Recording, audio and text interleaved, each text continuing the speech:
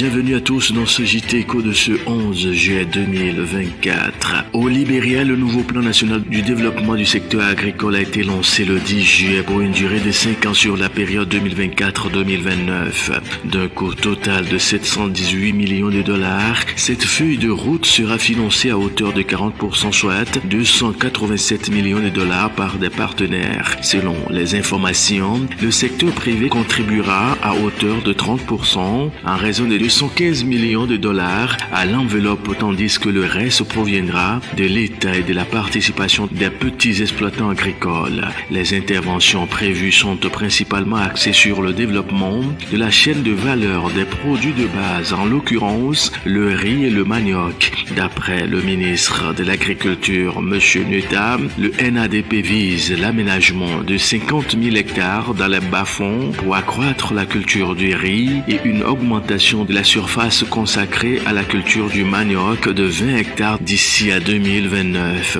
Parmi les principales cultures commerciales ciblées dans le cadre de NADP figurent notamment le cacao, le café, la noix de coco et l'EVA. Direction Angola pour vous dire que Fish Solution a annoncé dans un rapport publié le vendredi 5 juillet dernier qu'elle s'attend désormais à ce que l'Angola enregistre une croissance économique de 3,4% en 2024 contre une précédente prévision de 1,4% en raison notamment d'une activité économique plus forte que prévue au premier trimestre de l'année. L'économie angolaise a progressé de 4,6% en glissement annuel entre le 1er janvier et le 31 mars de l'année en cours contre 2% au quatrième trimestre 2023, enregistrant ainsi son plus fort taux de croissance depuis le premier trimestre 2015, alors que la hausse a été principalement tirée par une croissance de 6,9% en glissement annuel du secteur pétrolier qui représente plus de 25% du PIB et 90% des exportations du pays. L'économie non pétrolière a également enregistré de bonnes performances grâce notamment à une progression de 4,2% du secteur de l'agriculture. Fish Solution estime cependant que le rythme de croissance de l'économie angolaise devra ralentir entre avril et décembre 2024 en raison notamment des contraintes pesant sur la consommation des ménages. La hausse de l'inflation et des coûts d'emprunt devrait en effet freiner les dépenses des ménages. Par ailleurs, le maintien du taux directeur de la Banque centrale à un niveau élevé de 19,50% actuellement contre 17% en octobre 2023 ne favorisera pas l'octroi de plus de crédits à des fins de consommation. Pour 2025, Fish Solutions s'attend à ce que la croissance de l'économie angolaise tombe à 1,5% sous l'effet d'une baisse de la production de moins 4,7% et des exportations de brut. L'actu éco, c'est aussi la Guinée. Réunis en section plénière, les membres du Conseil national de transition CNT de la Guinée ont approuvé un prêt de 60 millions d'euros de l'Agence française de développement pour le projet d'amélioration de l'accès à l'électricité en Guinée forestière. L'information a été rendue publique le lundi 8 juillet dernier. Le PAAEGF s'inscrit dans le cadre du programme national d'amélioration de l'accès à l'électricité à moindre coût initié par le gouvernement qui vise l'accès universel à l'électricité à l'horizon 2030. Ce projet intervient dans un contexte où la Guinée subit des coupures d'électricité répétées depuis début 2024 en raison des déficits de production électrique.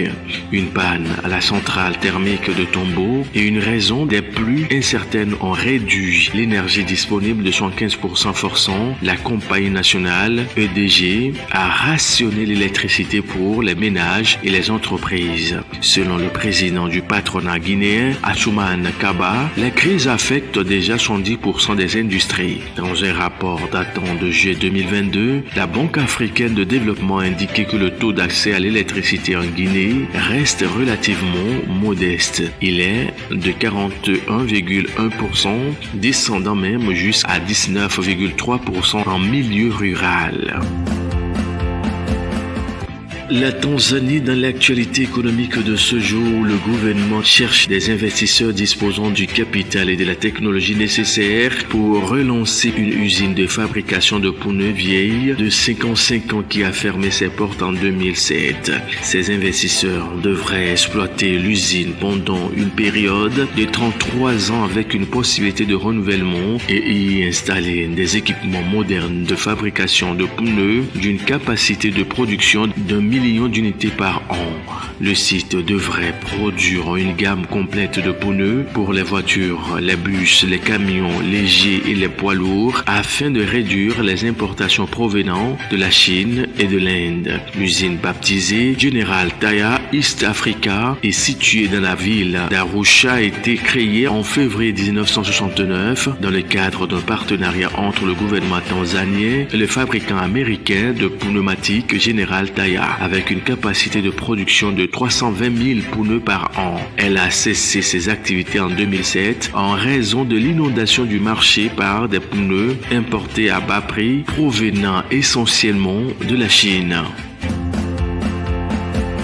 Clôturons ce JT Copar, l'actualité en Éthiopie où les expéditions de café ont rapporté 1,43 milliard de dollars au cours de l'exercice fiscal 2023-2024. C'est ce qu'indique l'autorité du thé et du café dans un communiqué publié le 9 juillet dernier. L'enveloppe annoncée affiche une hausse de 10% par rapport aux recettes d'exportation de 1,3 milliard de dollars générées au cours de l'année précédente. Cette embellie est attribuable à une amélioration des volumes placés sur le marché international. En effet, les expéditions éthiopiennes de café ont augmenté de 20% d'une année sur l'autre en volume, soit 58 500 tonnes supplémentaires pour s'établir à 298 500 tonnes en 2023 et 2024. Si les principales destinations n'ont pas été mentionnées, on sait que le top 5 des acheteurs de café éthiopien sur les dernières années se composait toujours de l'Allemagne, l'Arabie Saoudite,